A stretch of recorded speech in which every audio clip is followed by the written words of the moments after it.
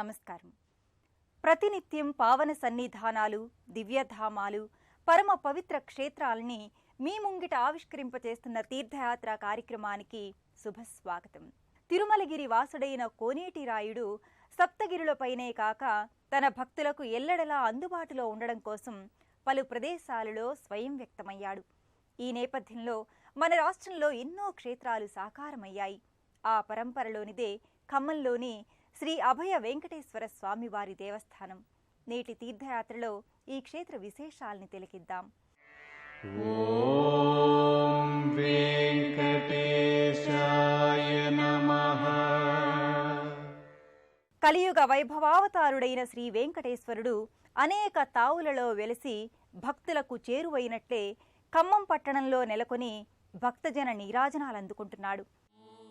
ఎక్కసమగు నీ నామము వెల సులభము ఫలమధికము అని అన్నమయ్య స్వామివారి వైభవాన్ని నోరారా కీర్తించారు. ఆ స్వామి తిరుమల 7 కొండలకే పరిమితం కాకుండా దేశంలోని వివిధ ప్రదేశాల్లోని కోవెలల్లో కూడా కొలువుదీరాడు.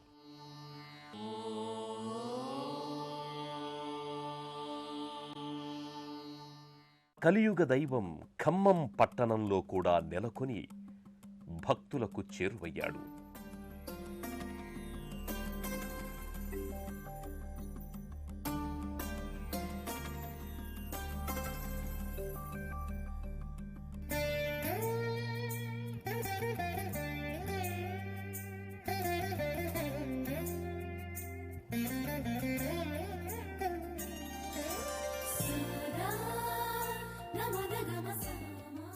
ఖమ్మం నుంచి రఘునాథపాలెం గ్రామం వెళ్లే మార్గంలో శ్రీ అభయ వెంకటేశ్వర స్వామి సన్నిధి నెలకొని ఉంది. యూపీహెచ్ కాలనీలో ఉన్న ఈ ఆలయం ఖమ్మం జిల్లాలోనే సుప్రసిద్ధ వెంకటేశ్వర సన్నిధానంలో విలసిల్లుతోంది.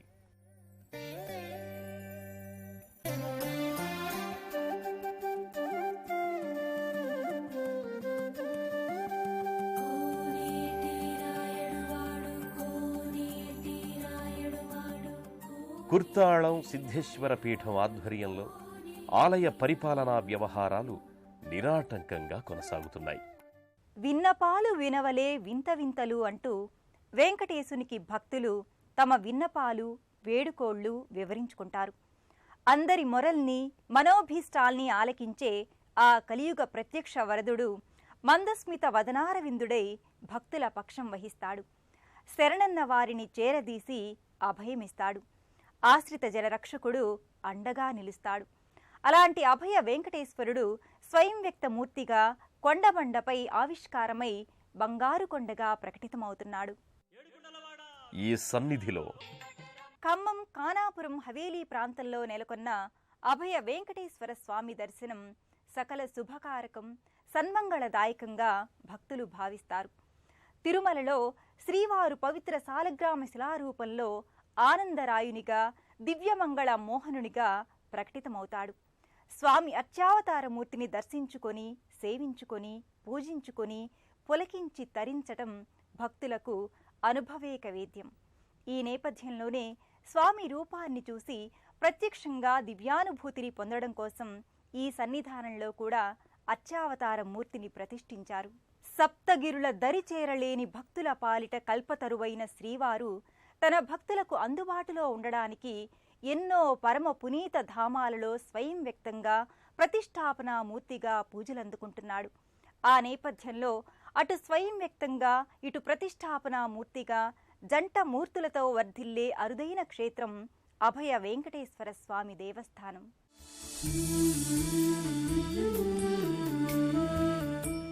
ఏకశిలపై స్వయంభువుగా అవతరించిన స్వామిని నిత్య నైమిత్తిక ప్రక్రియలతో భక్తులు పరిపరి విధాలుగా ఆరాధన చేసుకోవడానికి వీలుగా ఈ క్షేత్రంలో 2008వ సంవత్సరం చైత్ర బహుళ దశమి నాడు శ్రీ అభయ వెంకటేశ్వర స్వామి వారి దివ్యమంగళ మూర్తిని ప్రతిష్ఠించారు.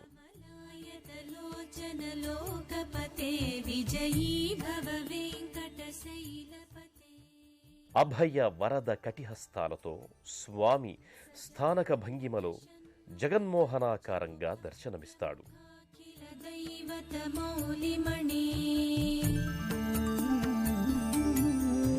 శరణాగత వత్సల సారనిధే పరిపాలయ మాం వృషశైలపతే.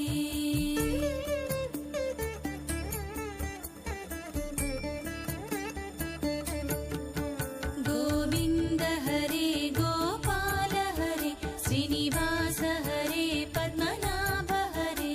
గోవింద హరే గోపాల హరే శ్రీనివాస హరే పద్మనాభ హరే.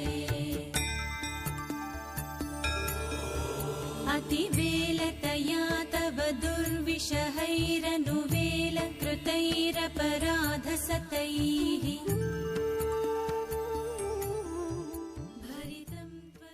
శ్రీవారికి ఎడమవైపున ఉన్న ప్రత్యేక మందిరంలో భూదేవి, కుడివైపున ఉన్న మందిరంలో శ్రీదేవి కొలువుదీరి ఉంటారు. శ్రీదేవి భూదేవి సహితంగా శ్రీనివాసుడు భక్త మందారుడై అభీష్ట ఫలదాయకుడై భాసిల్లుతున్నాడు.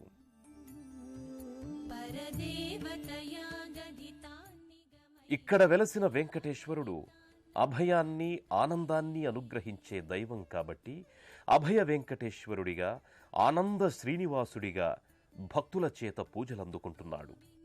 హరే గోపాల హరే శ్రీనివాస హరే పద్మనాభ హరే. గోవింద హరే గోపాల హరే శ్రీనివాస హరే పద్మనాభ హరే. కలవేణురవా వసగోపవధు శతకోటి వృతా స్మర కోటి సమాత్. प्रतिवल्लविकाभिमतात् सुखदात् वसुदेवसुतान्न परं कलये. अभिरामगुणाकरदासरथे जगदेकधनुर्धर धीरमते. रघुनायक राम रमेश विभो वरदो भवदेव दया जलधे.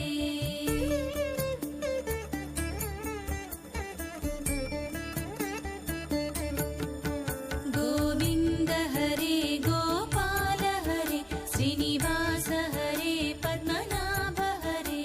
गोविंद हरे गोपाल हरे. అభయ వెంకటేశ్వర స్వామి దేవస్థానంలో పలు దర్శనీయ విగ్రహాలు, ఆరాధనీయ మూర్తులు నెలకొని ఉన్నాయి. ప్రతి పర్వదినం, ఇతర విశేష సందర్భాలలో ఈ మూర్తులకు అర్చనాది వేడుకల్ని నిర్వహిస్తారు. సర్పాకార సుబ్రహ్మణ్య స్వామి, ఏకశిలా గణపతి మూర్తి ఇక్కడ ప్రత్యేక ఆకర్షణలు. ఈ ఆలయ ఆవరణలో ప్రత్యేక మంటపంలో జంటనాగుల శిల్పాకృతులు దర్శనమిస్తాయి. నాగలింగాకృతి, పంచఫణి, జంటనాగుల మూర్తులు వరుస క్రమంలో అలరారుతాయి.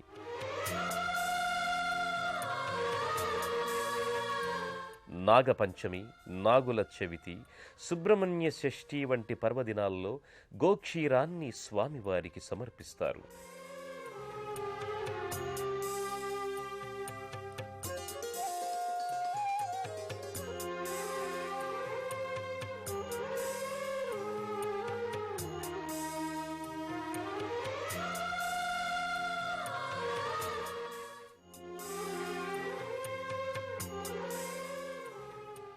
మరోవైపు ఏకశిలాకృతిగా సహజ సిద్ధంగా రూపుదాల్చిన అరుదైన గణేశ విగ్రహం నెలకొని ఉంటుంది. గర్భాలయం వెనుక వైపు ఆంజనేయ స్వామి మూర్తి దివ్య తేజో విరాజితమై భాసిల్లుతుంది.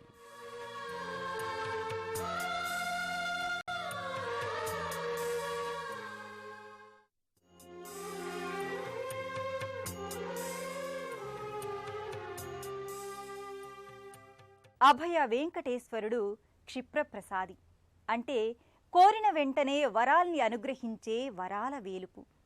ఉత్తరాభిముఖుడైన శ్రీహరి స్వరూపాన్ని దర్శించటం వల్ల ఇహపర ముక్తితో పాటు సకల సిరి సంపదలు చేకూరుతాయని పెద్దల మాట.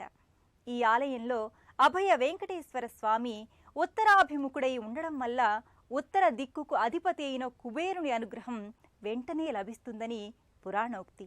శ్రీ వైఖానస దివ్యక్షేత్రమైనటువంటి ఈ క్షేత్రంలో స్వామివారు అభయవర్ధ హస్తాలతోటి శంఖచక్రనామాలతోటి స్వయంభువై సాలగ్రామసరికి వెలిసి ఉన్నాడు. మార్చి 20, 2004 సంవత్సరంన రాజ్యలక్ష్మణి స్వామివారి భక్తురాలు ఆమె గారి స్వప్నంలో దర్శనమిచ్చి స్వామి ఇక్కడ వెలిసినట్టుగా చెప్పాడు. ఉదయం వచ్చి చూడగా సాలగ్రామసలకి శంఖచక్రనామాలతోటి అభయవర్ధ హస్తాలతోటి స్వామివారు ప్రత్యక్షంగా దర్శనమిచ్చాడు. ఇక్కడ స్వామివారి విశేషం ఏంటంటే ఉత్తరముఖంగా ఉంటాడు స్వామి. అభయప్రదాతగా ఐశ్వర్యప్రదాతగా భక్తులంతా కూడా స్వామిని కొలుస్తూ ఉంటారు. ప్రతినిత్యం కూడా స్వామివారికి వైఖానస ఆగమానుసారంగా త్రికాలార్చన పూజా కార్యక్రమాలు నిర్వహించడం జరుగుతుంది. ప్రతి శుక్రవారం ఉదయం 7 గంటలకు విశేషంగా పంచామృతాలతోటి అభిషేకం జరుగుతుంది స్వామివారికి. ప్రతి శ్రవణ నక్షత్రానికి స్వామి మాస కళ్యాణోత్సవం, అలాగే శ్రావణ మాసంలో విశేష పూజలు, అమ్మవారి కుంకుమ పూజలు, మార్చిలో స్వామివారికి వార్షిక కళ్యాణోత్సవం నిర్వహించడం జరుగుతుంది.